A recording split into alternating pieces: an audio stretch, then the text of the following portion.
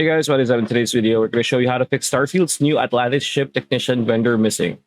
Are you looking for a quick guide on how to fix Starfield's new Atlantis ship technician vendor if they're missing? Stay tuned because this video is for you. All right, how to fix new Atlantis ship technician vendor missing in Starfield. There are a few known fixes from the Starfield community. The fix number one is stand outside ship services building on Neon and type this in the console. I'm gonna flash it in the screen right now. Fix number two, if you complete the game and choose Starborn, he will reappear. So once you completed Starfield, well, he's going to reappear if you choose Starborn. Fix number three, load a previous save of the game, but this might make you lose a lot of progress. So if you have a previous save before this, that might be the only fix at the moment.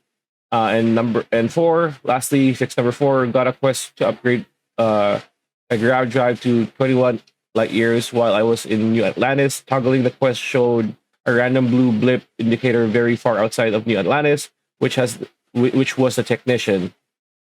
So yeah, that's the other fix. So yeah, that's pretty much it. That's the video. Hope you liked it. Like, comment, share, subscribe, ring that bell icon. We'll see you on the next one.